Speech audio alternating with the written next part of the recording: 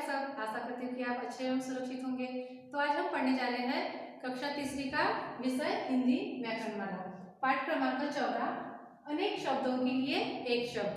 तो बच्चों, जैसे कि आपको पता है कि हिंदी भाषा में कई बार अनेक शब्दों अथवा वाक्यांशों के लिए एक शब्द का प्रयोग किया जाता है, जिससे भाषा में संक्षिप्तता आती है और प्रभावशाली भी लगती है। तो इसके कुछ उदाहरण देख लेते हैं। जैसे कि पहला दिया हुआ है, पाठ में आए कठिन शब्दों के नीचे रेखा खींच दो। दूसरा देख लेते हैं, पाठ में आए कठिन शब्दों को रेखांकित कर दो। तो बच्चों, आप यहाँ पर देख सकते हो कि पहले वाक्य में अनेक शब्दों का प्रयोग किया गया है, जैसे रेखा खींच दो, तो यहाँ अनेक शब्द हो गए। तो दूसरे वाक्य में देखो कि रेखांकित, तो अनेक शब्दों की जगह पर एक शब्द का प्रयोग किया गया है। तो इससे हम कह सकते हैं कि जो वाक्य है वह अधिक प्रभावशाली होते हैं और उसमें संक्षिप्तता भी आ गई है। तो इस प्रकार हम कह सकते हैं कि भाषा में संक्षिप्तता और प्रभाव वृद्धि के लिए अनेक शब्दों के स्थान पर प्रयोग किए जाने वाले शब्द अनेक शब्दों के लिए एक शब्द कहलाते हैं। तो इसके और भी कुछ उदाहरण देखने के लिए चलते हैं बुक की ओर। तो शुरुआत करते हैं अनेक शब्दों के लिए एक शब्द। तो बच्चों, बोलते या लिखते समय जो बात कम से कम शब्दों में कही या लिखी जा सकती है, उसके लिए अनेक शब्दों का प्रयोग उचित नहीं है। कम शब्दों में ही कही गई बात सुंदर व प्रभावशाली लगती है। जैसे कि यहाँ पर कुछ वाक्य दिए हुए हैं और चित्र भी दिए हुए हैं, तो उन्हें पढ़ लेते हैं।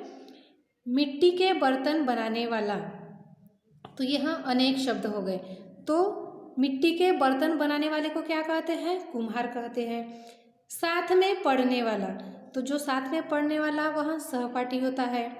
क्रिकेट खेलने वाला क्रिकेटर होता है।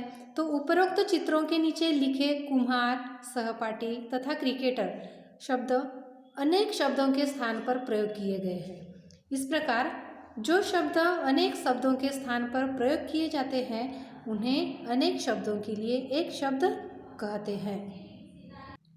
ऐसे कुछ अनेक शब्दों के लिए एक शब्द के बहुत सारे उदाहरण दिए हुए हैं, तो चलो उन्हें पढ़ लेते हैं। तो अनेक शब्द, जो केवल फल सब्जी खाता हो, तो यहाँ अनेक शब्द हो गए, बहुत सारे शब्दों का प्रयोग किया गया है। तो उसके लिए एक शब्द है शाकाहारी। तो जो केवल फल सब्जी खाता हो उसे शाकाहारी कहते हैं। तो शाकाहारी बोले तो हमें समझ में आता है कि वह फल सब्जी ही खाता हो। साथ चलने वाला, तो साथ चलने वाला अनेक शब्द है, तो एक शब्द हो गया सहगामी। गांव में रहने वाला ग्रामीण।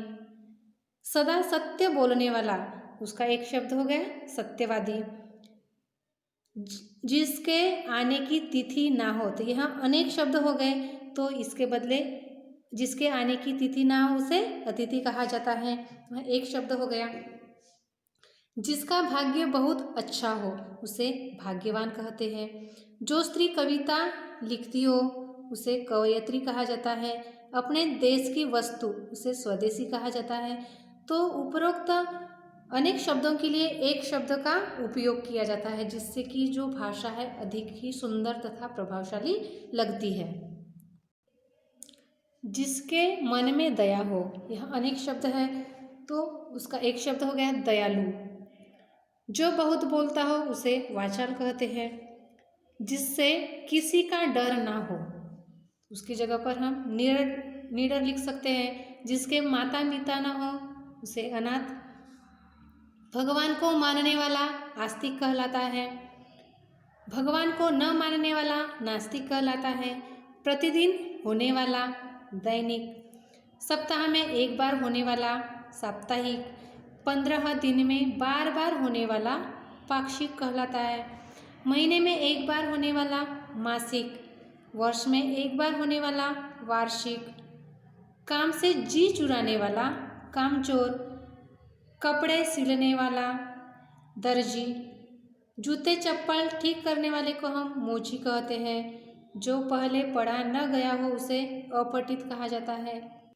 तो इस प्रकार हम अनेक शब्दों के स्थान पर एक शब्द का प्रयोग करते हैं, जिससे भाषा सुंदर और प्रभावशाली होती है और उसमें संक्षिप्तता भी आती है। तो चलो पाठ को दोहराते हैं। तो हमने देखा कि जो शब्द अनेक शब्दों के स्थान पर प्रयोग किए जाते हैं उन्हें अनेक शब्दों के लिए एक शब्द कहते हैं। तो यहाँ परिभाषा है बच्चों, तो आपको यहाँ याद करना है। फिर से दोहराते हैं। जो शब्द अनेक शब्दों के स्थान पर प्रयोग किए जाते हैं उन्हें अनेक शब्दों के लिए एक शब्द कहते हैं। अनेक शब्दों के स्थान पर एक शब्द का प्रयोग करने से भाषा सुंदर व प्रभावशाली लगती है। तो बच्चों, आपको जो अनेक शब्द और एक शब्द दिए हुए हैं आपके पाठ्य पुस्तक में, तो आपको इनको बार बार पढ़ना है ताकि आने वाले परीक्षा में इसका आपको ज़्यादा से ज़्यादा उपयोग हो।